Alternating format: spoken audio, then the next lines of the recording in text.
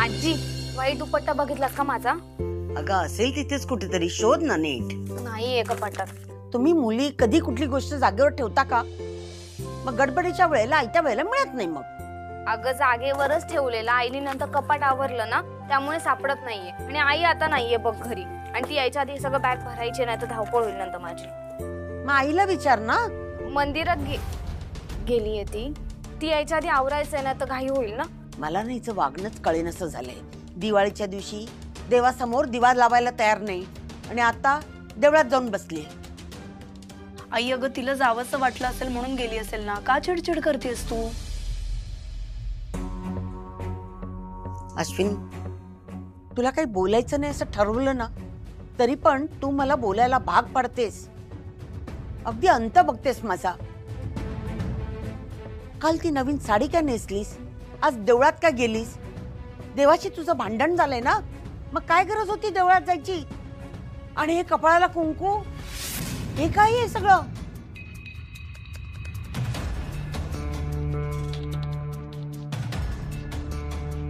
आई, ते मी देवाचे आभार मानायला गेले होते. असं काय चांगलं घडले तुझ्या आयुष्यात की देवाचे आभार मानायला गेली होतीस? आई, तुम्ही नेहमी असं सांगता ना की देव जे काही करतो ते आपल्या चांगल्यासाठी करतो म्हणून. अगं पोटचा मुलगा गेलाय माझा, त्यात काय चांगलं घडलंय की तू देवाचे आभार मानावेस? तू काय बोलतेस? तुझं तुला तरी कळतं अश्विनी? आई, ह्यांच्या बाबतीत जे काही झालं ते खूप वाईट झालं, पण माझ्या कुटुंबातली बाकीची माणसं तर सुखरूप आहेत ना, आणि ती माझ्यासाठी खूप महत्वाची आहेत आता. म्हणून मी देवळात गेले होते. झालं, हिची परत बडबड सुरू झाली. हिचं काय करू ना मला काही कळत नाही. आई तू आधी शांत हो बरं. वहिनीला निघायचंय, मयूची तयारी पण करून द्यायची आहे तिला. जा वहिनी तू. हो मयू, झाली तुझी सगळी तयारी? हो, फक्त व्हाईट दुपट्टा मिळत नाहीये. हा अगं, तो कपाटात ना खालच्या कप्प्यात ठेवलाय. मी भरली भेंडी करते तुझ्यासाठी, आणि ना शेवयाची खीर सुद्धा करते. डबा घेतल्याशिवाय जायचं नाहीये, कळलं? मी आलेच. छान. घरात काय घडतंय आणि तुला गोडाधोडाचं करायचं सुचतंय? इथे दोन घास माझ्या घशाखाली उतरत नाही तर तू. आई बास प्लीज. तू सारखं सारखं का वहिनीला धारेवर धरतीयस? मयूसाठी आज खूप महत्वाचा दिवस आहे. तिचं आज ओरिएंटेशन आहे. म्हणूनच वहिनीने आज तिच्या आवडीच्या भाज्या आणल्यात, हो ना वहिनी? हो.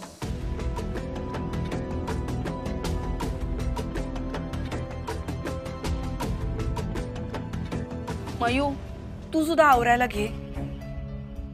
आई, काय चाललंय हे तुझं? वहिनी आता नॉर्मल वागण्याचा प्रयत्न करतीये ना, स्वयंपाक करतीये, बाहेर जातीये, देवाला जातीये, सगळ्या गोष्टी नॉर्मल जशा करतो आपण तसंच करतीये, तरी तुला प्रॉब्लेम आहे का?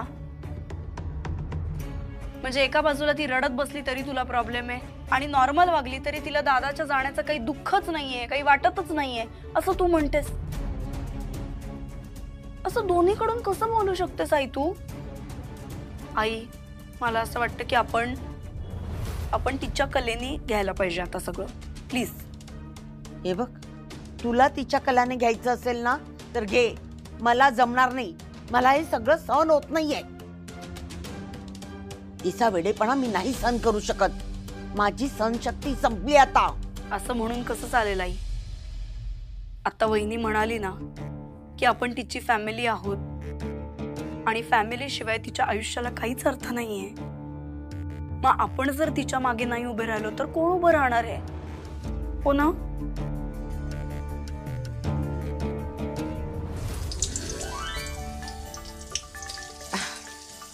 तुमच्या आवडीची मेथीची भाजी करते, सगळं करते. आपल्याला भेटता येणार नाही म्हणून काय झालं, पण मला माहिती आहे माझ्या हातचा स्वयंपाक तुम्हाला खूप आवडतो, आणि आज सगळं तुमच्या आवडीचं केलंय. मी तुमच्या आवडीची खीर केली आहे, सगळंच. अरे तू आलीस, मी तुलाच हाक मारणार होते. अगं हा घे तुझा डबा, आणि सगळं खायचंय. सकाळी नाश्ता पण केला नाहीये, कळलं? घे. आई, तू खरंच ठीक आहेस ना गं? नाही तर मी जात नाही, कॅन्सल करते. अगं असं का विचारतेस मयू? मी अगदी व्यवस्थित आहे. तसं नाही, तू ते मयू, तू ना अजिबात काळजी करू नको. अगं 2 दिवसांचा तर प्रश्न आहे. हं, हे बघ, आता महत्वाचं काय, अभ्यास करणं की नाही. तू त्याच्यावर लक्ष दे आणि स्वतःच्या तब्येतीची काळजी घे, कळलं तुला? माझी नको काळजी करू. तू स्वतःची काळजी घ्या प्लीज. घेईन मी. मयू, आता निघ लवकर, बघू नाही तर बस मिस होईल तुझी. चल बाय.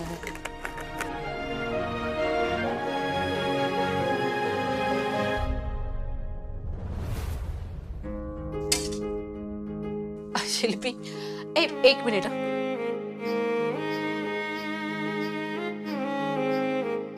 अगं, ह्यांच्या ना आवडीची खीर केलीये. जरा चाखून बघतेस का? त्यांना जशी आवडते तशी झालीये का?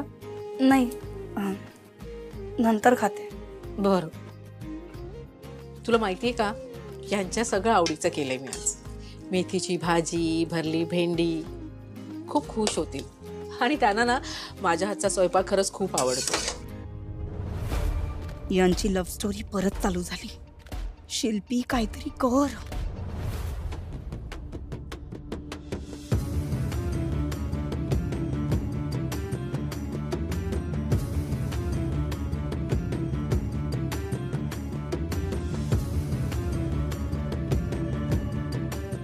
शिल्पी, तू का फिरतेस सारखी? नाही, काही नाही. अगं मग माझ्या डोक्यावर असे गिरट्या घातल्यासारखी फिरू नकोस. डोक्याला ताप. आई, आई अगं, मला असं खूप अस्वस्थ होत आहे. म्हणजे आता आज जेवणात वहिनी दादाच्या आवडीची खीर करते. मला असं होतं की दादा पाहिजे होता. त्याची आठवण येते ग मला, आणि त्याच्या आठवणीने मला असं लिटरली कासावीस व्हायला होतं. त्याला खीर किती आवडायची ना कधीतरी केली तर. खरंच आहे. प्रसादाची खीर म्हणून ताटात चमचाभर वाढली तर म्हणायचा, प्रसादाची खीर काय चमचाभर खायची असं काही कुठे नियम आहे? मला वाटीभर पाहिजे. मग वाटीत घेऊन अगदी चमच्याने 2-2 वाट्या खायचा. हो, बघ तुलाही आठवण आली की नाही त्याची? हे असं होतंय माझं मगासपासून.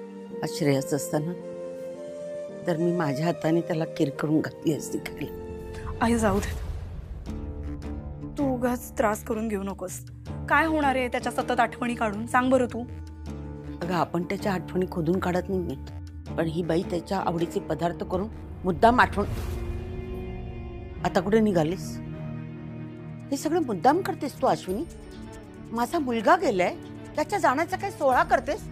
आधी ते कुंकू पूस. आणि काय गरज आहे हे सगळं गोडाधोडाचं करायची? अगं, श्रेयसला जाऊन महिना सुद्धा झाला नाहीये. आई, अहो, हे मी माझ्यासाठी नाही, ह्यांच्यासाठीच केलंय.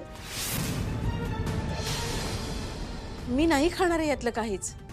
म्हणजे हा डबा तू आता कोणाला खाऊ घालणार आहेस? कोण खाणार आहे हा? माझा मुलगा तर या जगात नाहीये, मग हे जेवण कोणासाठी? म्हणजे हे कुणीही खाल्लं तरी मी असंच समजेन की यांनी खाल्लंय म्हणून. येते मी. काय बोलते काय ही बाई? हिच्या वागण्याचा काही अर्थच कळत नाही. काय ताळतंत्रच नाही हिच्या वागण्याला. हो, पण हे आता असंच होत राहणार सतत. आपल्याला सहन करण्या वाचून दुसरा काहीही पर्याय नाहीये आई. नाही, पण तू हे असं मध्ये मध्ये टोकतीयस ना, ते बरं आहे. निदान त्यांनी तरी का होईना ती भानावर येईल जरा.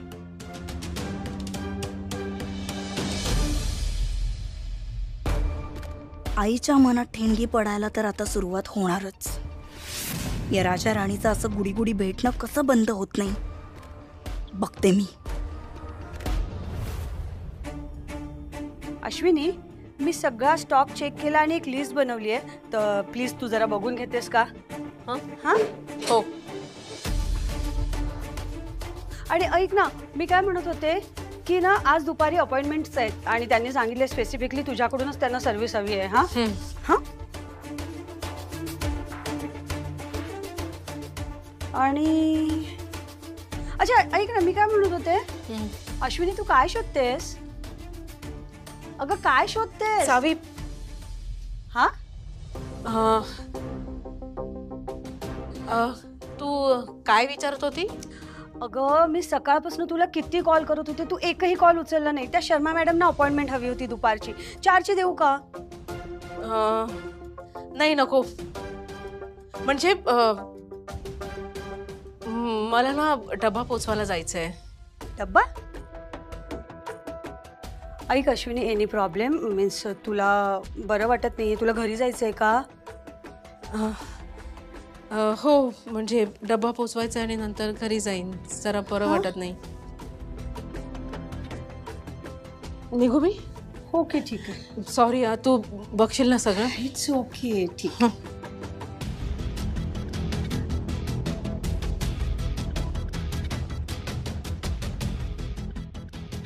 दरवाजा लावून घ्या. हो अगं घे ना हो, दरवाजाला. हा चल. काय झालं?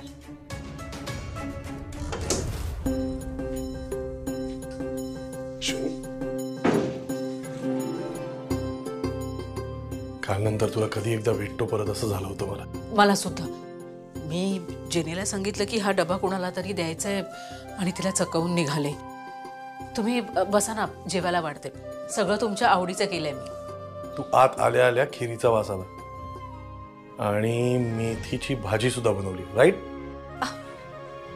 तुम्हाला कसं कळलं?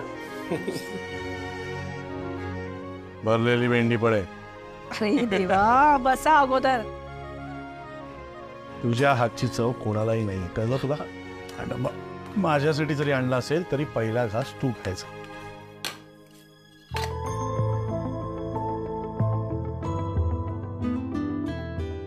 आता मी. मसाला आहे. एक सांगू, किती दिवसांनी आपण असे एकत्र जेवतोय ना. आणि हे सगळं आता तुझ्यामुळे पॉसिबल आहे. माझ्यामुळे? मी काय केले? मी तर त्या देवालाही दगड बनायला कमी केला नाही. तू काय केलं सांगू? एकही पुरावा नसताना सुद्धा तुझा नवरा जिवंत आहे त्याच्यावर ठाम विश्वास ठेवला. प्रत्येक जण येऊन सांगत होतो तुला तुझा श्रेयस गेला तरी सुद्धा विश्वास नाही ठेवला तू. हे केलंयस तू. मी जे वचन दिलं होतं ना तुला की मी परत येईन, माझ्यापेक्षा श्रद्धा तुझी जास्त होती आणि तुझ्या या पॉझिटिव्हिटीमुळे मी आज परत आलोय. आज जिवंत आहे, कळलं तुला? हे सगळं तुम्हाला कसं कळलं? काल फोन पाठवला असता मला तुझा. सगळे व्हॉइस नोट ऐकले. किती प्रेम करतेस ग माझ्यावर. कुणी येऊन मला काही सांगत होतं, त्या सगळ्यांवर कसा विश्वास ठेवणार होते मी की तुम्ही. ऍक्च्युली तुझ्यापेक्षा जास्त मला कोणीच ओळखू शकत नाही, कारण आपला बॉन्डच तसा आहे. काय तुम्ही माझी मस्करी करताय ना परत? मी मस्करी कुठे करतोय, खरं ते सांगतोय. एक सांगू, तुम्ही माझी जी मस्करी करता ना खूप मिस केलं खरंच. मी तुझा हा राग, ऍक्च्युली प्रेमळ राग खूप मिस केला. तुम्ही ना माझ्यासाठी खूप महत्वाचे आहात, माझ्यापेक्षाही जास्त. आणि आता काही करून ना मला तुम्हाला घरी घेऊन जायचंय. फक्त मीच मिस करते असं नाहीये, मुली मिस करतायत, घरातले सगळे मिस करतायत तुम्हाला. आणि तुम्ही जर घरी गेलात ना तर सगळ्यांना खरंच खूप आनंद होईल.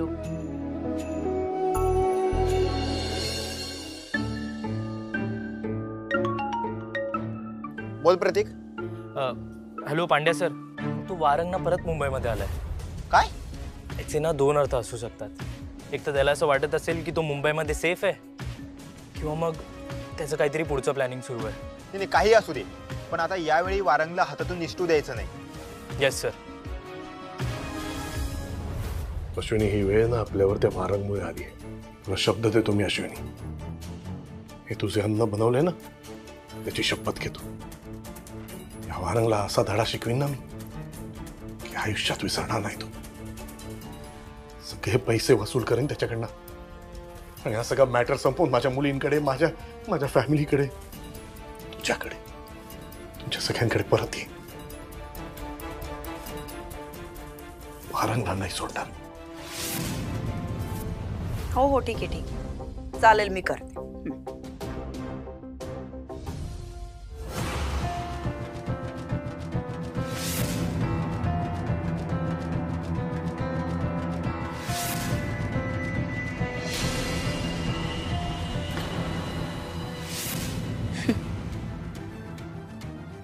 वहिनी, तू कितीही लपून छपून दादाला भेटत असलीस तरी दादा जिवंत असल्याचा आनंद मी तुला कधीच मिळू देणार नाही. सवाष्ण असून सुद्धा विधवेचंच आयुष्य जगायला लावणार मी तुला आता. कितीही काही झालं तरी इन्शुरन्स कंपनीला जेवढे पैसे द्यावे लागणार आहेत ते पैसे मी जमाच होऊ देणार नाही. तुला आणि दादाला मी परत कधीच एकत्र येऊ देणार नाही. हो, पण त्या वारंगला धडा शिकवायचा म्हणजे तो आपल्या डोळ्यासमोर तर हवा. तो मुंबई सोडून पळालाय. अहो, हे तुला कोणी सांगितलं? बबन भाऊजींनी विद्युत सतत त्याच्या मागावर आहेत म्हणून कळलं. पांड्याचा फोन, 100 वर्ष आयुष्य. ठीक आहे, तू बोल. अहो, बबन भाऊजींना कळलं ना तुम्ही आहात तर त्यांना खूप आनंद होईल.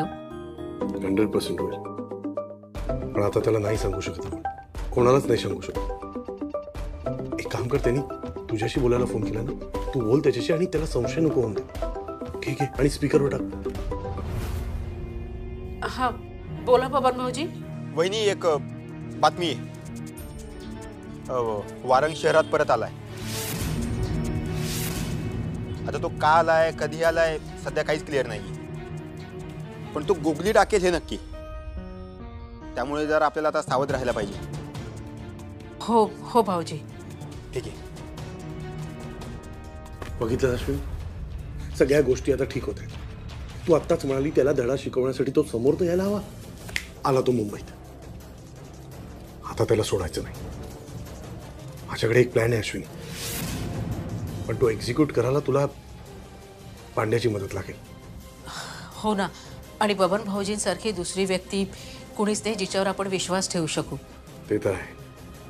आणखी नाही, हा माझा प्लॅन घरी कोणालाही सांगायचं नाही. त्यांना ऑलरेडी खूप टेन्शन आहे, अजून टेन्शन नको. आणि घरच्यांना सांगायचं नाही म्हणजे शिल्पीला सुद्धा सांगायचं नाही. कळलं तुला? अहो नाही, खरंच नाही सांगणार मी कुणाला.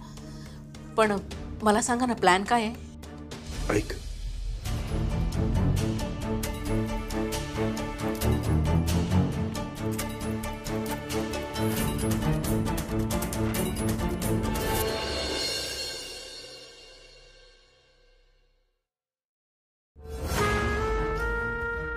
कशी आहेस शिल्पी?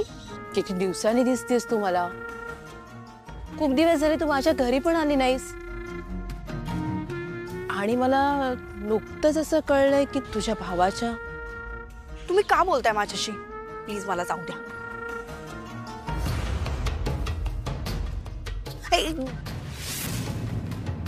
मी किती वेळा सांगू तुम्हाला, मला तुमच्या मदतीची काहीही गरज नाहीये. प्लीज हे सगळं नका करायला जाऊ. मी इथे तुझ्या चांगल्यासाठी आली आहे. मी तुझ्या सोबत असताना कुठलंही संकट तुझ्या जवळ येऊ शकत नाही. आणि माझ्या शक्तीमुळे ना तुझ्या प्रत्येक समस्येला मार्गदर्शनच मिळेल. तुझ्या भविष्याचे वेध मला साथ घालतायत. मला काहीतरी सांगू पाहतायत. जे तुझ्या डोळ्यांना दिसत नाही, कानांना ऐकू येत नाही, ते सगळं मला कळतं. हो, काय मस्त गोड गोड बोलता हो तुम्ही. तुमच्या या गोड बोलण्याला ना आता मी इन्फ्लुएन्स होणार नाही. त्यामुळे या सगळ्यामध्ये ना आता मला अडकवायचा प्रयत्न करू नका. नाही अडकणार मी. असं? हो, ठीक आहे. आता तुला जर तुझंच म्हणणं खरं करायचं असेल तर माझ्याकडे देखील दुसरा पर्याय नाहीये. मी एक काम करते, तुझ्या घरी येते आणि त्यांना सगळं खरं सांगून टाकते. काय काय सांगणार आहात तुम्ही? हेच की तू तुझ्या भावाला लपवून ठेवलेस. नाही, तुम्ही हे असं सांगू शकत नाही. तुझा अजूनही माझ्यावर विश्वास नाहीये ना? तुला जर का असं वाटत असेल ना मी हे करू नये, तर तू मला 10,000 रुपये द्यायचेस. हे सरळ सरळ ब्लॅकमेलिंग आहे आणि तुम्ही असं नाही करू शकत. मी आत्ताच सांगते, याचे परिणाम ना वाईट होतील हा. मी काय करू शकते आणि काय नाही हे तुला चांगलंच माहिती आहे.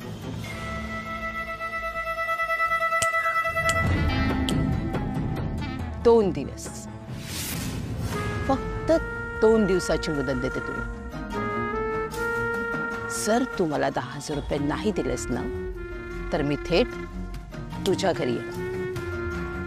ठीक आहे?